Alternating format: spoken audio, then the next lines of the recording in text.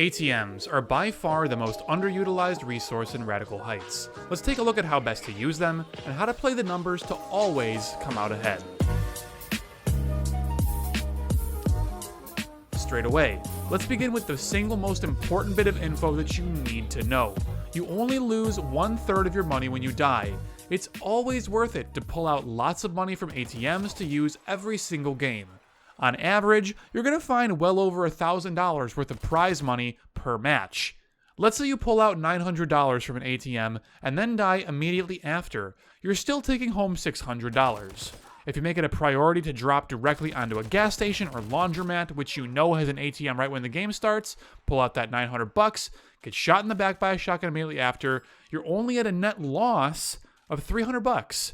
In the grand scheme of things, do you really care about being at a net loss of $300? Would you even notice it if you logged out one day, came back 2 days later, and you had $300 fewer in your account? Absolutely not. It's completely meaningless to you, or at least it should be. Consider the money you take out of an ATM almost like a buy-in each game, directly comparable to, well, gambling, because honestly, you are gambling when it comes to this game. Even when things don't go your way, you're barely losing out on cash.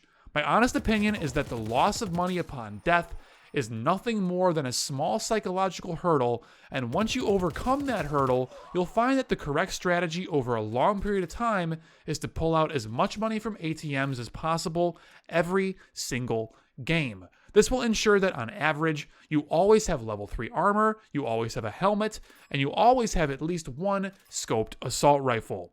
Gear on top of that is a huge bonus to your chance of winning, but those are the two items that are pretty non-negotiable.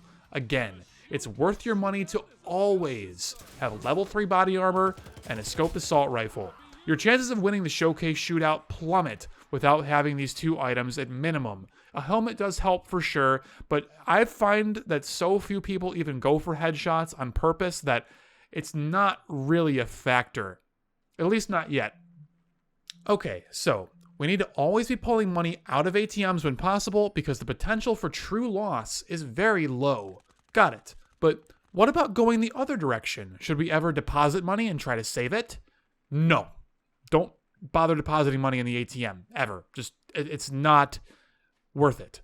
Unless you're in a situation where you know, beyond a shadow of a doubt, that you will not win the game that you're in due to some weird circumstance, like it's the last 5 people alive, you've been AFK half the game, you managed to find 2 Alps vacations back to back, and you decide, you know what?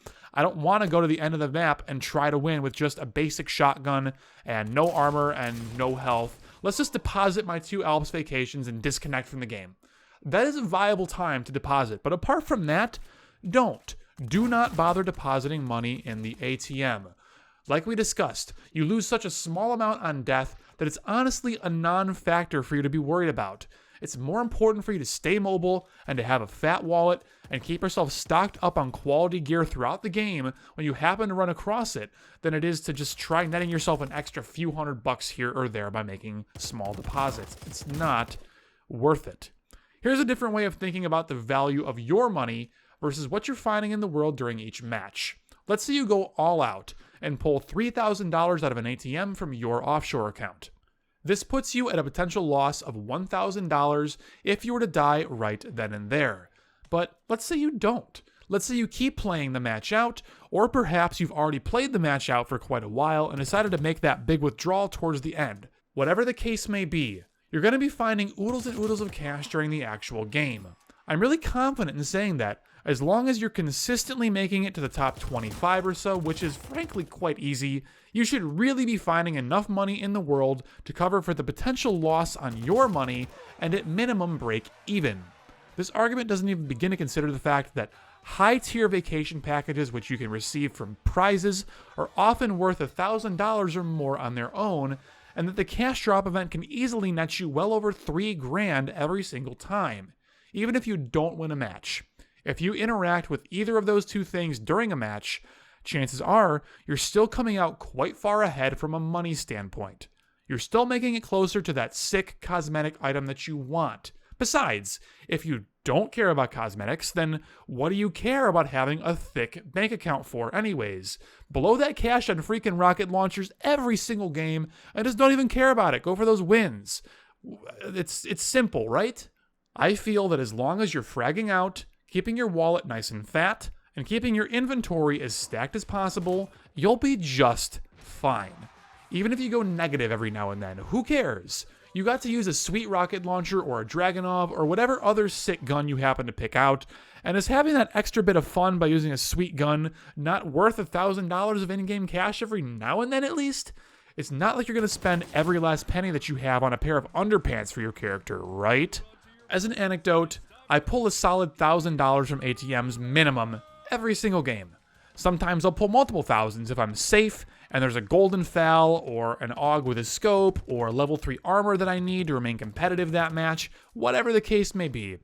More often than not, those big purchases enable me to stay alive so long, stacking more money from the actual game that they end up paying for themselves. I just had a game today where I decided I wanted to drop nearly $4,000 on a Dragunov. That gun carried me through the rest of the match, taking me all the way to first place at the very end. I earned all that money back, plus more. My bank account has never grown faster than it has once I've started using ATMs to their fullest, and I strongly recommend that you guys start doing the same as well. I'm sitting at about 150 games right now, and my bank account is sitting at about $200,000. So I'm doing quite well on money playing this way, and I recommend that you guys do the same.